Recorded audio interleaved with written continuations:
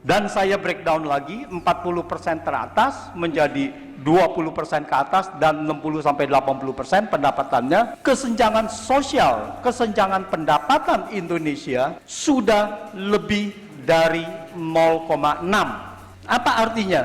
Artinya kalau sudah lebih dari 0,5, maka kesenjangan pendapatan ini antara pendapatan orang kaya dengan orang miskin ini sudah dalam tahap yang sangat buruk. Kalau sudah lebih dari 0,55 dan saya menghitung 0,6, sudah lebih dari 0,6, itu adalah sudah bisa memicu konflik sosial. Kalau DPR tidak melakukan itu, maka akan memancing kemarahan rakyat. Dan ini akan memicu ke sana. Dan mudah-mudahan DPR masih mempunyai empati untuk menghindari ini. Karena biaya sosialnya sangat besar sekali.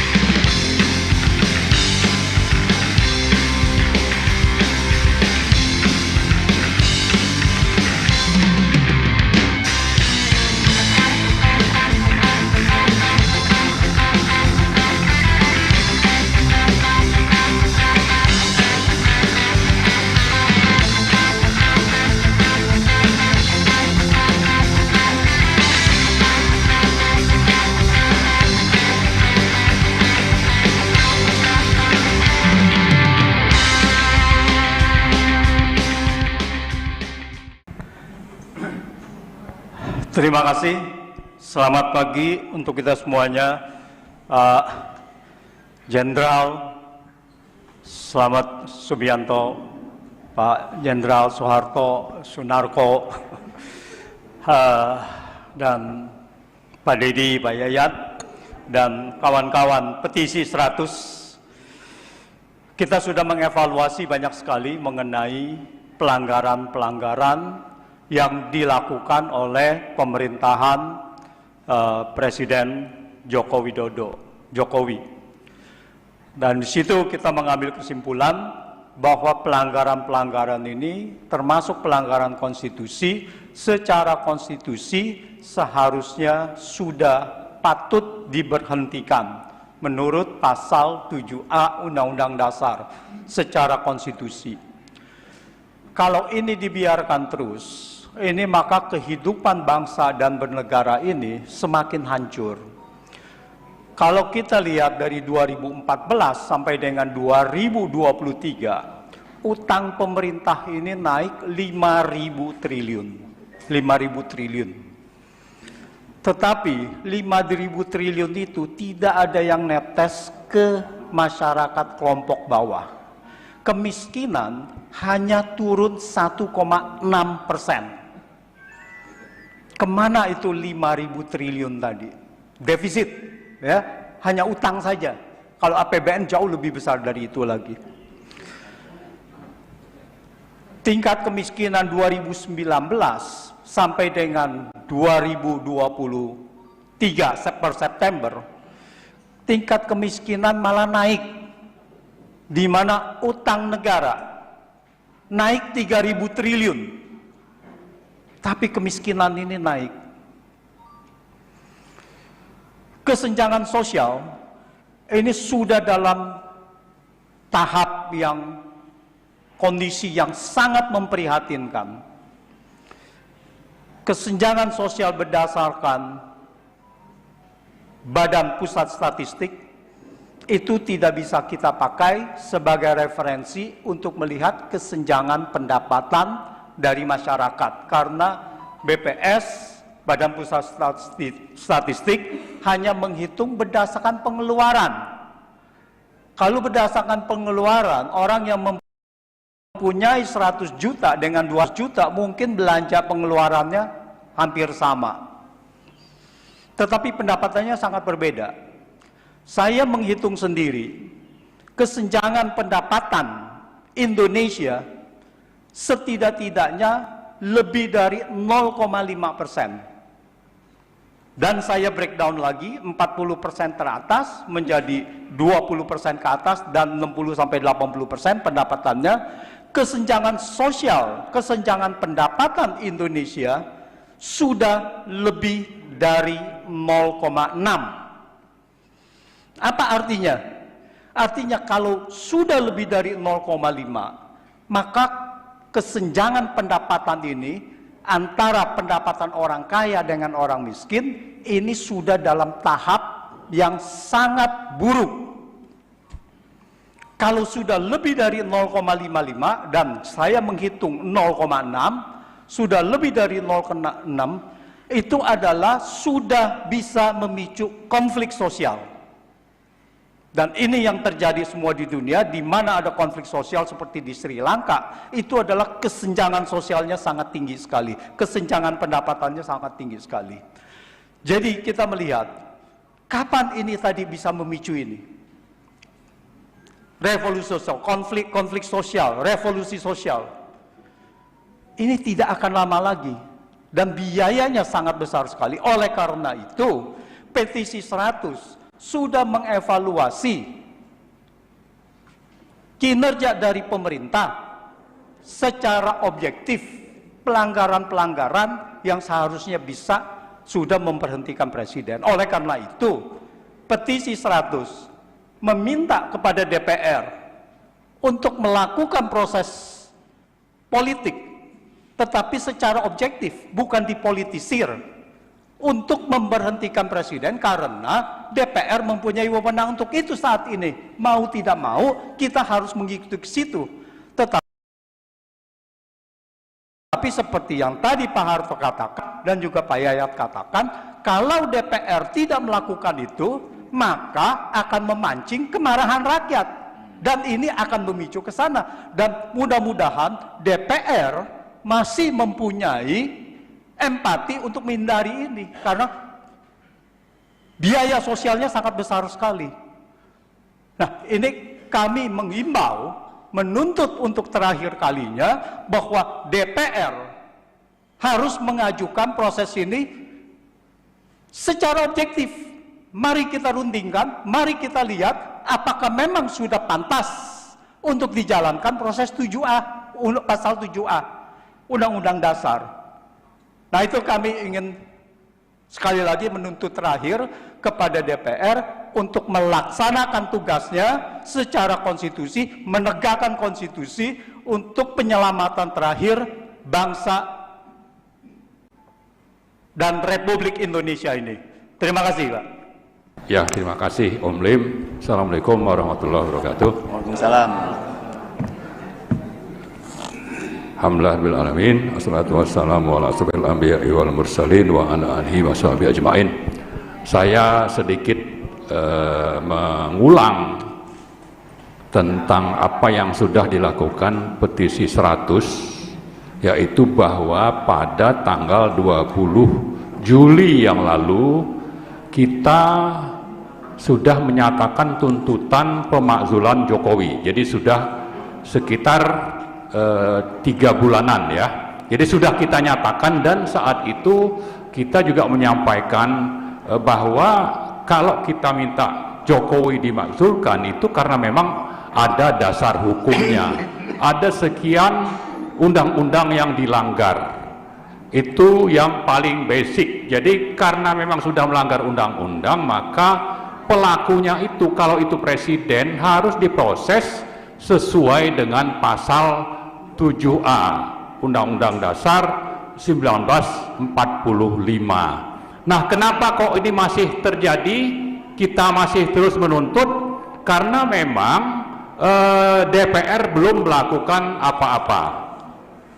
Siapa tahu nanti dengan kita terus melakukan advokasi seperti ini, ada kesadaran di sejumlah fraksi di DPR, tapi juga ada gerakan rakyat secara masif untuk dilakukannya pemakzulan. Nah, setelah misalnya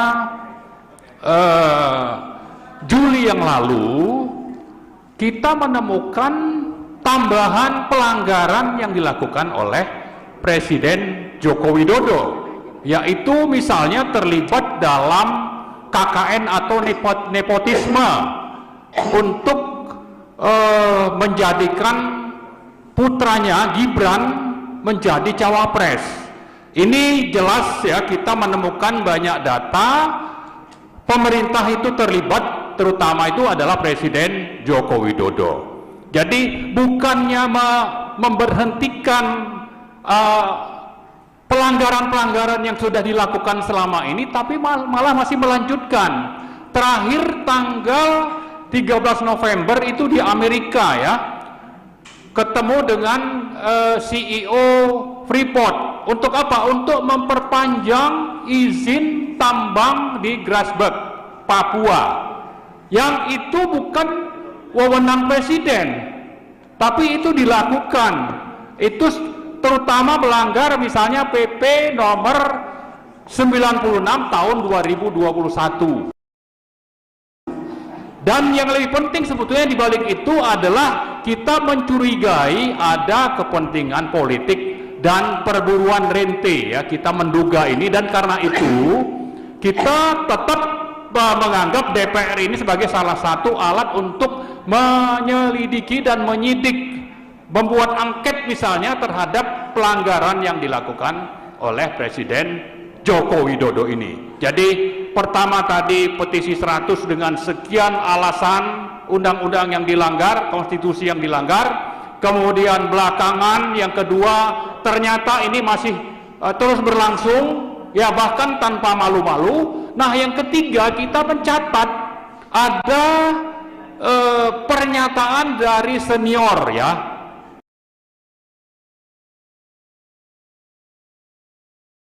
negarawan senior, yaitu Presiden kelima Republik Indonesia, Ibu Megawati Soekarno Putri, pada tanggal 27 November, jadi masih segar ini ya, baru beberapa hari yang lalu, itu membuat pernyataan tentang bagaimana kinerja dan kelakuan atau sikap dari Presiden Joko Widodo itu, untuk mempertegas sebetulnya bahwa tuntutan pemazulan kita ini sebetulnya juga sejalan dengan pemikiran Ibu Megawati. Ada 4 hal yang kita catat. Misalnya Bu Megawati menyebutkan Jokowi disebut sebagai pemimpin yang baru berkuasa tapi telah bertindak seperti zaman Orba. Ya, ini poin penting nih. Jadi baru berkuasa tapi kelakuan sudah kayak zaman Orba yang jatuh dengan adanya reformasi. Ada TAP MPR khusus tentang KKN yang dilakukan oleh pemimpin atau penguasa di rezim Orde Baru. Nah, disebutkan oleh Ibu Megawati. Jadi ini sebetulnya untuk memperjelas lagi siapa Pak Jokowi itu. Yang kedua, Pak Jokowi disebut telah bertindak tidak menghormati atau melecehkan Megawati, baik sebagai ketua PDIP maupun presiden, maupun sebetulnya ketua yang sudah sangat berjasa menempatkan Pak Jokowi itu sebagai Presiden Republik Indonesia.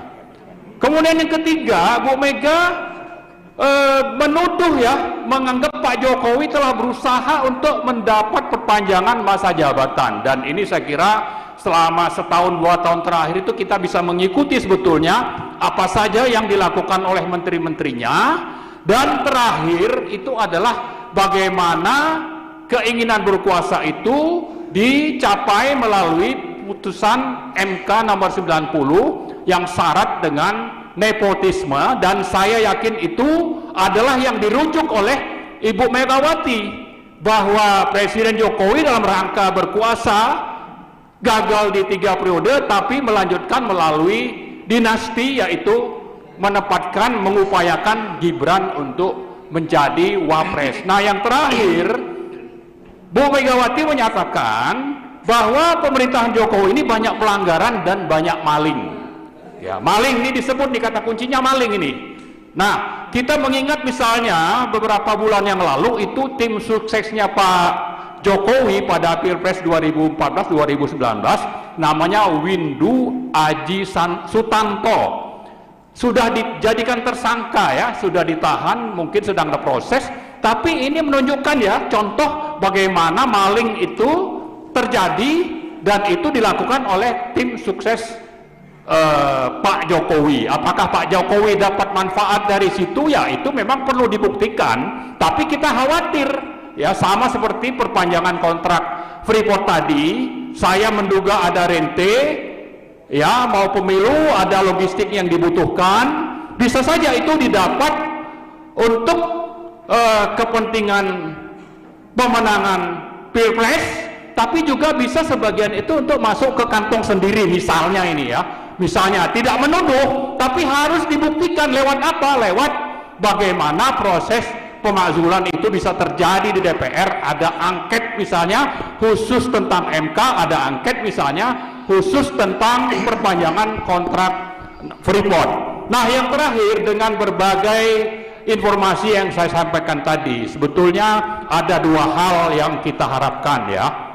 Pertama, meskipun tadi Pak Harto sudah pesimis tentang DPR yang tidak akan melakukan apa-apa, saya sedikit bersikap optimis Pak. Ya, dengan pernyataan Bu Mega seperti tadi itu, ya, maka kita berharap sebetulnya DPR dimulai dengan misalnya PDIP, lalu ada PKS, ada PKB, ada Nasdem, P3, itu segeralah memulai proses pemakzulan ini. Syaratnya untuk ini dimakzulkan sudah lebih dari cukup. Sama seperti dulu sebetulnya kalau pemerintah itu tidak melindungi Ahok, ya, alat bukti itu sudah lebih dari cukup untuk si Ahok itu diproses di pengadilan. Cuma karena dilindungi oleh Jokowi, ya itu salah satu dugaan maling itu, ya itu salah satu Ahok itu, ya, cuma dilindungi malah dijadikan komisaris utama Pertamina misalnya. Nah, ini juga sama, alat bukti untuk pemakzulan itu sudah lebih dari cukup.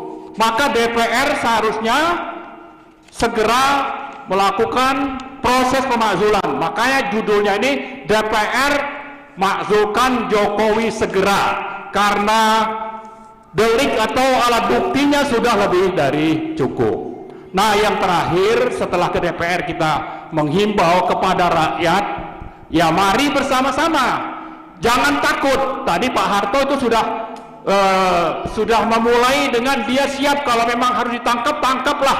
Kita juga nih kalau mau ditangkap, tangkaplah.